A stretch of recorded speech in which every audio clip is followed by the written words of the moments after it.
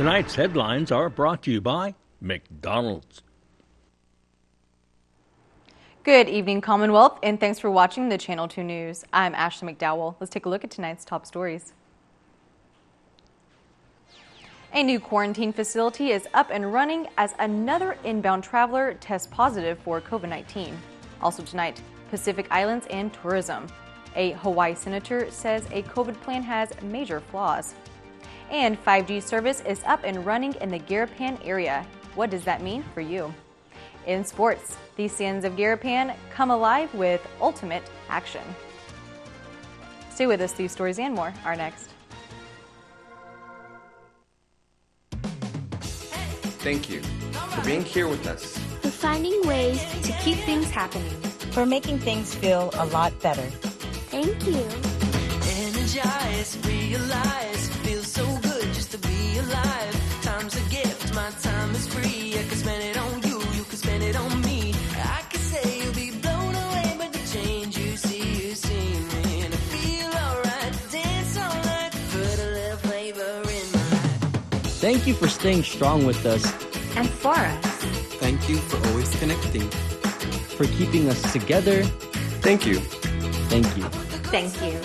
Thank you. Thank you. Thank you for reminding us that despite this distance, we are still better together.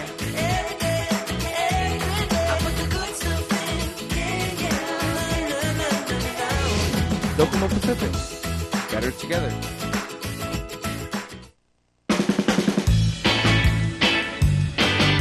Get out and get into gear at Eco Camp, designed for ages 6 and above. Experience go-karting, off-roading, kayaking, snorkeling, hiking, and field trips. Sign up online at MarianesTrekking.com and take advantage of a special weekly rate of $100, including lunch. Starts August 3rd. See you at Eco Camp.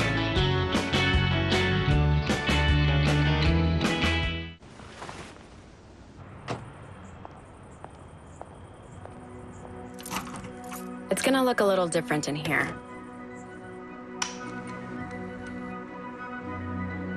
Your favorite spot might not be exactly where it used to be.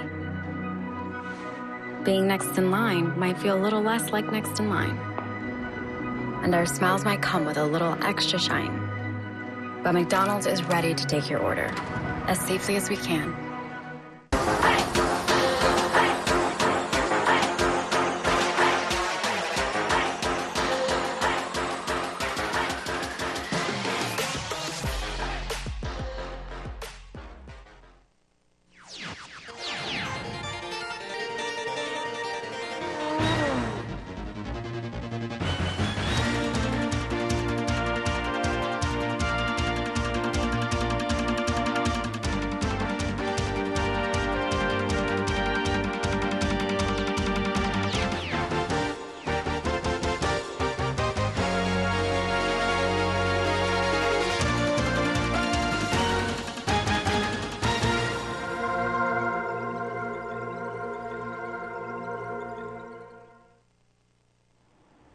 Hafa Day Tirawami and good evening, Commonwealth. Today is Friday, August 7th, 2020. One new individual tested positive for COVID-19 yesterday through port of entry screening, bringing the total confirmed cases in the CNMI to 47. CHCC and the COVID-19 task force state this individual was identified through incoming traveler screening and is in quarantine at Kanoa Resort. Immediate contact tracing has been initiated for passengers on the same flight and close family, friends, and associates. Officials state the new quarantine site at Mariana's Resort opened yesterday and is currently holding 60 individuals. Of the 47 positive cases, 23 have been identified through port of entry screening, with 19 originating from the U.S. mainland, 1 from a U.S. territory, and 3 from a foreign country. Business hours and curfew hours have been changed as social restrictions are eased a bit. Sally Lemus has the details. Due to the continued success of preventative measures placed at the border of the CNMI, Governor Ralph Torres modifies both business and curfew hours. The governor announced that he is amending the COVID-19 emergency directives to allow businesses to open from 5 a.m. to 1 a.m., allow for social gatherings at the public beaches, and to modify curfew hours to 2 a.m. and 4 a.m. Press Secretary Kevin Bautista says while the CNMI remains under vulnerability level blue, there is much progress in community-based testing and quarantine methods for incoming passengers. We've had 2 months in which there hasn't been any reports of community spread of COVID-19, which is the most significant point here for us as a task force in conjunction with CHEC. The modification was done in best interest for all businesses on island. We know that people and businesses have been struggling over the last several months. The entire world has been struggling, for that matter. But because we have been doing such a good job in the COVID-19 task force to keeping the spread of COVID-19 away from the community and identified at the border through our quarantine protocol, we're now able to fully ensure that we can keep the economy rolling and rolling in a safe fashion. All public beaches and pathways are officially open for all recreational activities, including social gatherings. Barbecue gatherings are limited to no more than 25 people, and consumption of alcohol are permitted at the beach until sunset. Reporting for KSPN News, I'm Sally Limis. Tourism has long been the economic driver in the Mariana Islands. What will it look like in the future as the pandemic continues? The islands of Guam and Hawaii are struggling with the same issue. Tonight, we speak with a Hawaiian senator who many will recognize as someone who used to deliver the news right here in this very room. Our Chris Nelson has more. Tourism in Hawaii puts about $17 billion per year into the local economy. In normal times, about 30,000 people per day get off of airplanes in the Hawaiian Islands. The state welcomes about the same number of tourists in a day that the Mariana Islands gets in a month. That has all changed. Former MCV anchor Glenn Wakai is a Hawaii state senator. Since COVID began, our tourism industry has been decimated. It's 98% down from this time a year ago. We have 172,000 people in Hawaii that are unemployed. 1 out of every 4 jobs in Hawaii is directly related to tourism. So you can see it's the big dog here. I mean, it's what drives our economy. Currently, the state has a 14-day quarantine in effect for all incoming passengers, and initial target date to restart tourism has been pushed back. The state is trying to reopen tourism. We initially had the governor announce that August 1st was going to be the reopening of tourism. Because of the hot spots, particularly on the U.S. mainland, he's pushed that date off to September 1st. Do you think the September 1st thing is going to happen with this plan, or you think it's going to change?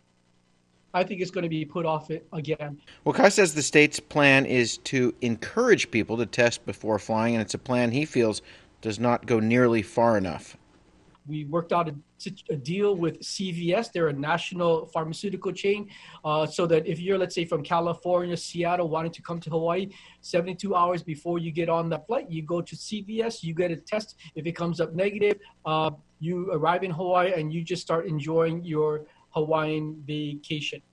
I think that's a ridiculous proposition for the state to make. In my opinion, it cannot be people choosing to test. Either everybody on the plane better be tested or not, because if you have half the plane tested and clean, half the plane not tested and potentially dirty, in 5 hours, I guarantee you the dirty guys are going to infect the clean guys, and we're going to have a big catastrophic situation here in the state. So to me, it's not well thought out. Wakai says that some initial groundwork that would have allowed Japanese tourists to come to Hawaii may be in jeopardy. Hawaii has tried to go down the road of creating what's called a travel bubble with Japan. And just last week, Japan announced that they are going to create a initial relationship for travel with 12 countries, and the 13th entity is Hawaii, the only state in America that they will even contemplate allowing free flow of trans-Pacific travel. But that was last week, and this week Hawaii has seen a dramatic increase in the number of COVID positive cases. Just to put it in context, in the period from March to June, we had about 950 identified infections. In the single month of July, we had 1,000 infections identified in Hawaii. Today, it was announced that we had the highest number of infections. We had 207 people that were infected.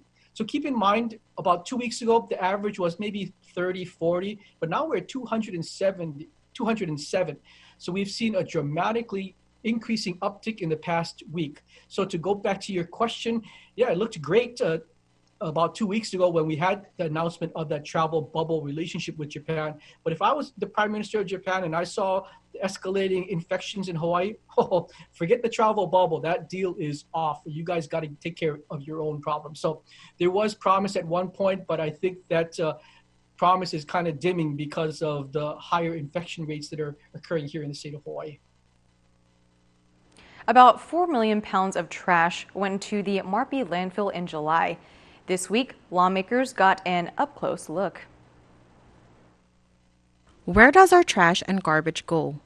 In the CNMI, solid waste can be recycled or disposed into the landfill. Saipan has one landfill located in Marpi, operated by a new company named Micronesia Environment Services. The House Committee on Public Utilities, Transportation and Communications were given a site tour on Wednesday. Chairman Marco Peter says his committee wanted to look at the work in progress since MES was awarded the contract.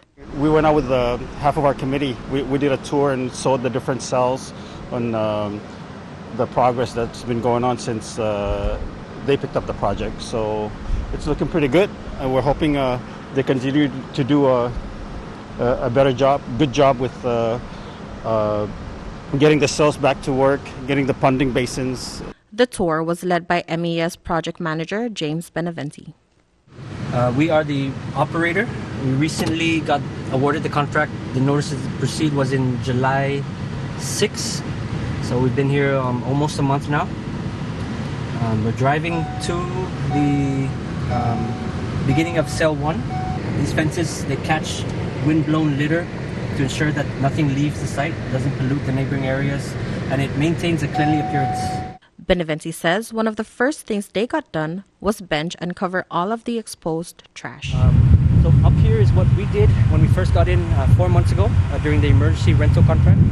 We've covered, compacted all the trash that was originally there. We received trash and created benches. These are safety measures to make sure that there's no collapse of trash, ensures that the trash remains covered. Now, all the trash goes to the working phase that will be crushed by a landfill compactor. With many businesses closed down, there has been a decrease in trash. But Beneventi says they are prepared for when the economy climbs back up. Yes, so take note that we have 2 landfill compactors. One, we call that Tana 1 and Tana 2. So what we can do is move, we have 2 working phase areas, one at the bottom of cell 1 and at the top of cell 1. So in our meeting today, DPW said that we have 206 feet of elevation. Our survey showed that we are roughly at 186. So we have 21 feet of height that we can use. So in the event that, yes, the economy does pick up and our trash, our waste stream increases, we can have 2 different working phases simultaneously. Beneventi says it's hard to determine how long the landfill can live. Cell 1 filled up in roughly 17 years since the landfill opened in 2003. Cell 2 is slightly smaller. So rough estimate would say we have 10 to 15 years. Again, it depends on the economy, if the hotels open up, if the waste stream continues to grow. And also typhoons. After a typhoon, there's a lot of debris, trash. That includes the waste stream coming into our working phase. So it's hard to factor in an exact timeline, but what we want to do is get 1 year of data and use that to model out how long and how much space we take up throughout the time. Chairman Peter tells us what he's learned from the tour. Most important thing that I got out of this and our committee is difference between a dump and a landfill. Dump where just trash is just dumped into a certain area. With a landfill, they want to make sure that it's environmentally friendly. So that, you can't really smell when the Puerto Rico dump was there, you can tell when you're close to a dump site. You're here at the landfill and we're looking for the garbage. The Marpi landfill received more than 2,000 tons of trash in July, not including waste from the transfer station. Residents are encouraged to continue recycling what you can in order to prolong the life of the landfill. Reporting for KSPN News, I'm Sally Limis. Coming up, we take it back 75 years to a nuclear attack that changed the world. More after the break.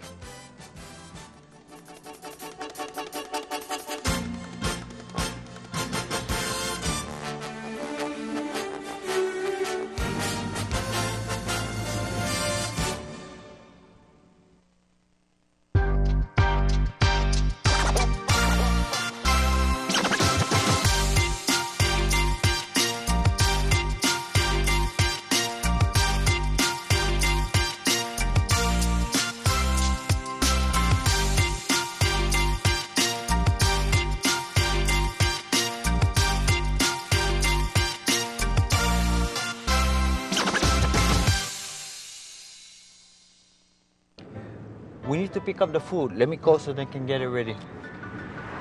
Dude, what are you doing? Calling the restaurant.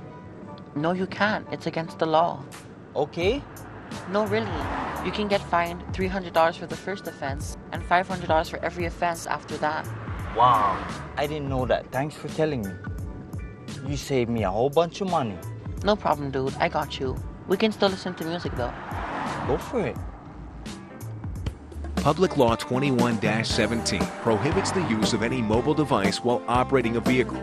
This includes, but is not limited to, cell phones, text messaging devices, paging devices, tablets, laptops, video games, and digital cameras. Stay safe, CNMI. Keep your eyes on the road and not on your phone. Brought to you by the National Highway Traffic Safety Administration and the CNMI Department of Public Safety, an equal opportunity provider and employer. Do you have a phone, a game, an iPad, a laptop? Good. Leave them at home, because the screen time at EcoCamp is sunscreen. Hike, bike, kayak, snorkel, off-road, and go-kart. EcoCamp starts August 3rd at Marianas Trekking. Sign up online, marianastrekking.com.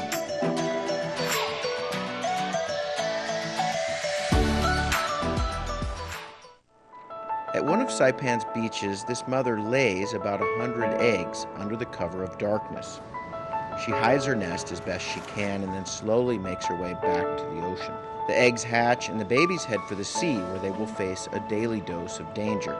Just 1 in 1,000 will make it to adulthood. Those that do will one day lay their own eggs. Sea turtles are protected under CNMI law. If you see one that is stranded or if you see illegal activity, call the hotline at 287-8537. Welcome back to the weekend edition of Channel 2 News. Faster mobile networks that blur the lines between speeds you can get with fiber are coming to the Mariana Islands, known as 5G. The service is up and running in Guam and Saipan. 5G is here in the Mariana Islands. Docomo announces a new hotspot in the GARAPAN area. Docomo's Roderick Boss says they have been working on 5G at a development lab in Guam since the first quarter of 2019. Although we're a small market, we are also a very sophisticated market. Consumers and businesses demand the highest quality and latest services, networks, and devices. I think a big part of the reason we're so advanced is because we're pushed by competition. We have 4 mobile operators in this small region, which is very unusual. 5G can have big applications in medicine and distance learning. Faster and more reliable networks will mean doctors diagnosing and even treating patients from afar, which has become even more important during the pandemic. Shohei Takigami says education will benefit as well. 5G is meant to deliver high data speed, low latency, and more network capacity. If you have children attending classes by video, the capability of 5G will deliver a near-zero experience. The service has launched on Saipan with a hotspot in the Paseo de Marianas area. Only select phones can take advantage of the service at this time. That will change in the coming months. And right now in our market, the phones that are ready to be used is one, the Samsung Galaxy S20 series. So that consists of the S20, the S20 Plus, and the S20 Ultra. So if you're Team Apple, we're watching the news closely. And, there are some rumors out there that the next mobile device that Apple is going to launch is going to be 5G capable. Boss says the way the new service works has some big advantages. Do you see this mobile technology like blanketing the islands one day and not needing fiber anymore? I think theoretically, but the reality is where, especially in our geography, digging up the ground is often very difficult these days. We will find unexploded ordnance or whatever. And so not drilling holes in the walls and not doing that, but getting fiber-like speeds or a connection, that's to me is a great opportunity. So I might bring a 5G antenna in front of a neighborhood, and then I just broadcast 5G to every house in that neighborhood. They receive it, translate it into their Wi-Fi in their house. Voila, you've got that connection without digging up the whole neighborhood. And you can imagine after a storm, just making sure that antenna's set, and boom, everything's good, and you don't have wires, you don't have any of that issue. So that, I don't think it's going to replace it completely. The best is fiber, it's the speed of light, but it's a great alternative. Not much is normal these days, but for some kids, it was a good week to get out of the house and enjoy some activities in the Marpi area. Eco Camp is underway this week and next week at Marianas Trekking. This week, 25 kids went off-roading, go-karting, snorkeling, kayaking, and hiking to places like Bird Island Beach, Calavera Cave, and Wing Beach. The camp first was held in the summer of 2000, and it has taught good environmental practices and sports activities to island youth for the last 20 years. Early morning, August 6, 1945, the Enola Gay took off from Northfield on Tinian and headed towards Hiroshima with a top-secret weapon on board. It's been 75 years since the United States dropped the world's first atomic bomb.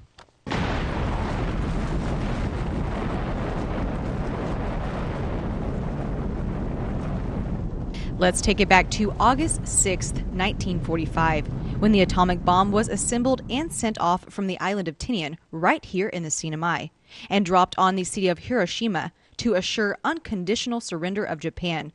Historian Don Farrell says the top scientists were on Tinian to partake in the bomb preparation. The vast majority of all of the bomb assembly took place right here on the island of Tinian.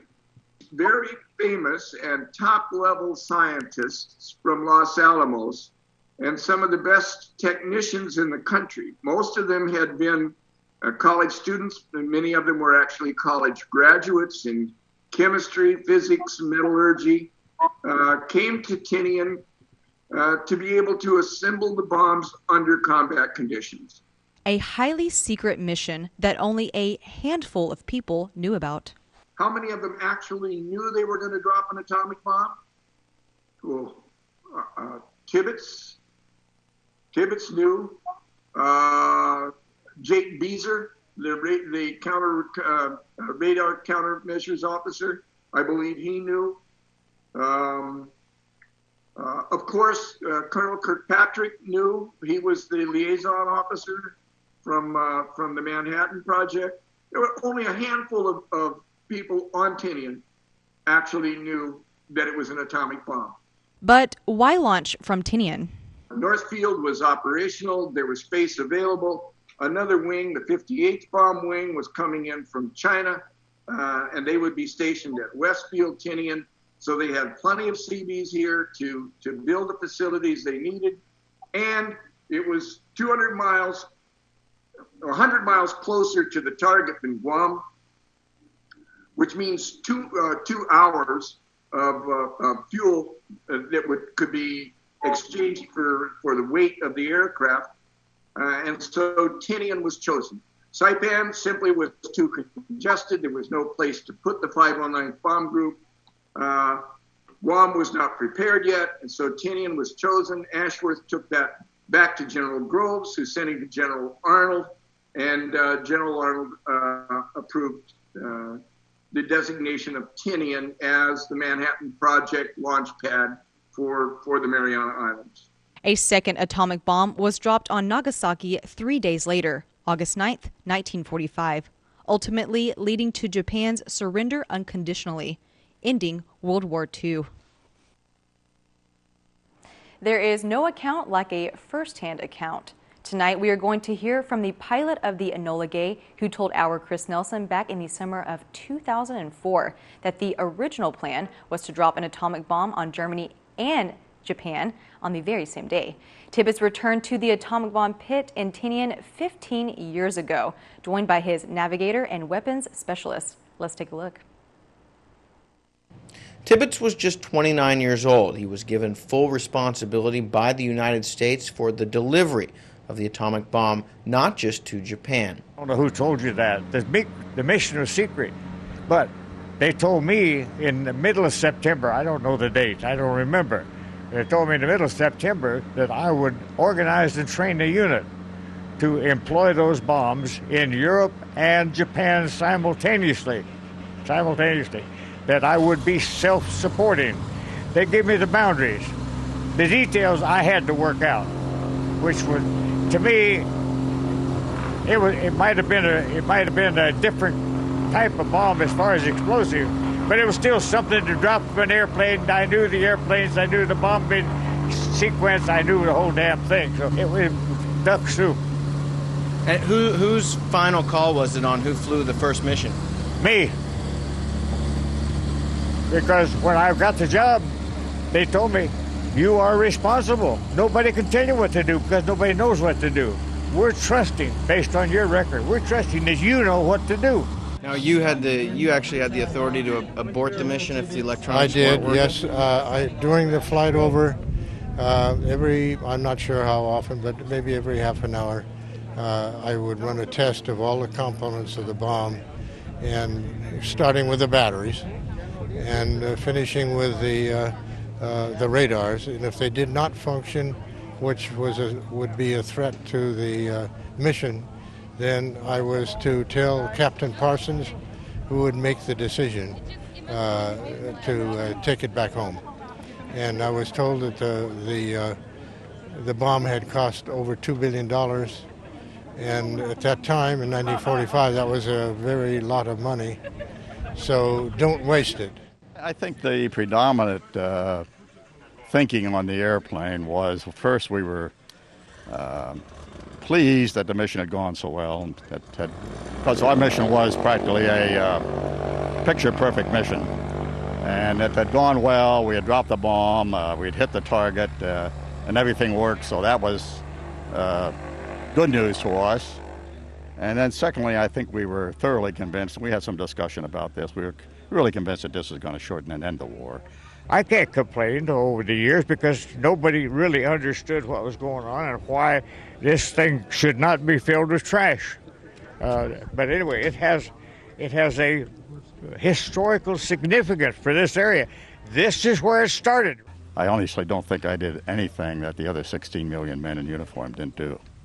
They all did their part, and if we hadn't done their part, why we wouldn't have had the result that we had. As mission commander, Paul Tibbets got to name the plane. He named it after his mother, Enola Gay. All right, coming up in the KSPN Sports Report, a rather remarkable rally.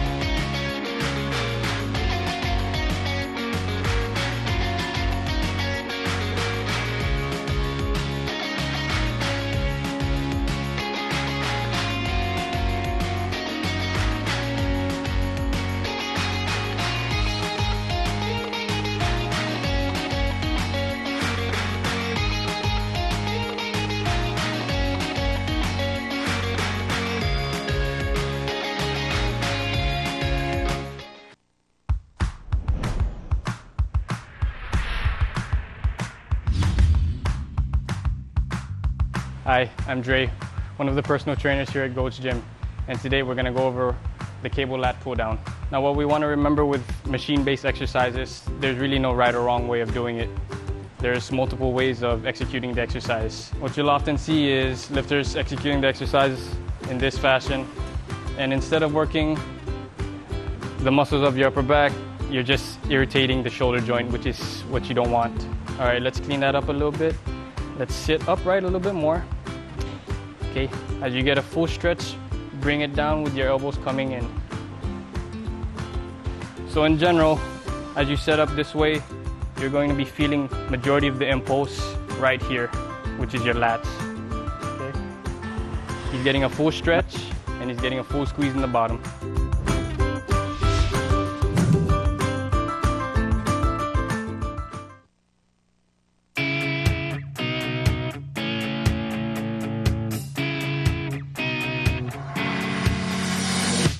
Camp starts Monday at Mariana's Trekking. Camp activities include hiking, snorkeling, off-roading, kayaking, field trip, arts and crafts, and go-karting. Sign up online at marianastrekking.com. Just $100 per session, includes lunch. See you at Eco Camp.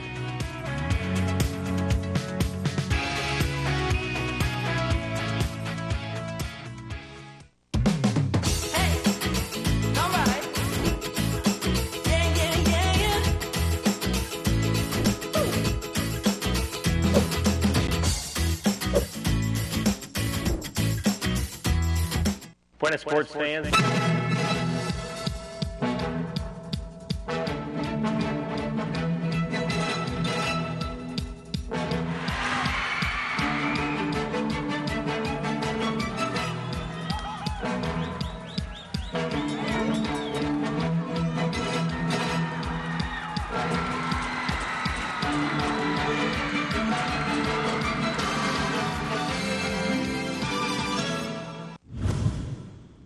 Buenas sports fans, reality is not all games are created equal. Take, for example, yesterday's ultimate game.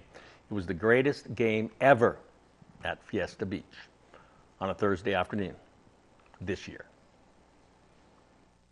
Most of the players in this league are learning the sport of ultimate frisbee while playing the pivot move, one of the essential skills.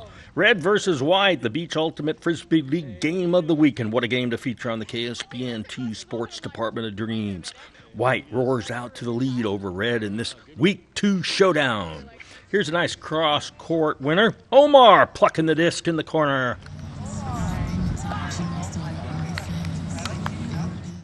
Eduardo sees Cole take off, and we have liftoff. White. White skin, yes, it qualifies as white. Bandouche with the point.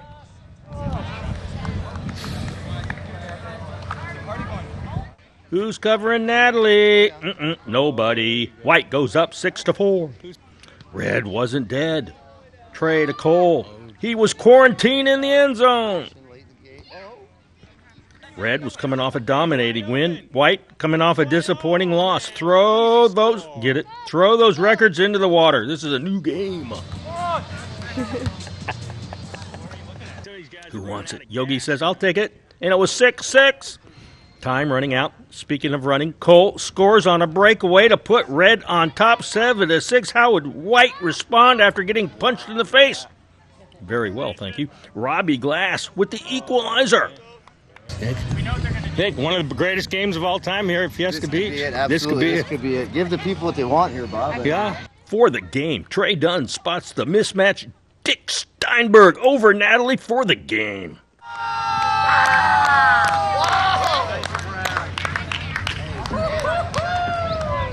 Where's that rank in your all-time sports career highlights? That's number 27. 27. When I was younger, I had some better ones. Okay, well, that was but now that I'm old, pretty good. Yeah. Yeah, that was a Dick Steinberg classic. You will not see that for generations. Yeah, make sure you announce that on the news. Here's the windup and the pitch. I don't believe what I just saw.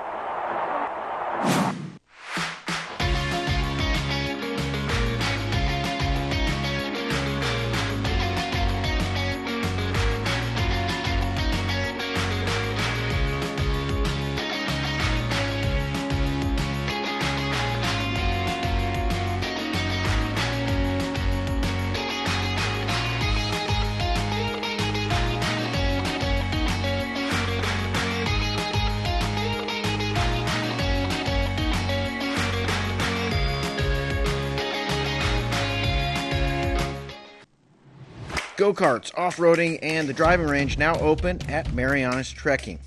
Go-kart track will be open Fridays, Saturdays, and Sundays with 50% off when you book online at marianastrekking.com, hours 4 p.m. to 7 p.m.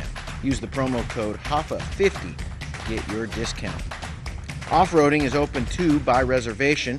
Come on a 90-minute trail ride that is perfect for families. Book online at marianastrekking.com. Golfers, come practice on the driving range. You can even pay online, and we will have the balls waiting for you. Come see us weekends at Marianas Trekking, 323-8735. Get your game and gear at Gold's Gym Saipan. Group exercise is a great way to get fit and then stay fit. For something high tempo, go for a ride with one of our instructors in our new spin room. Let's roll. Pilates improves flexibility, builds strength, and develops control and endurance in the whole human body. It also improves coordination and balance. And the Shake Cafe is a great place to stop by for a meal replacement or supplement. See you at Gold's Gym.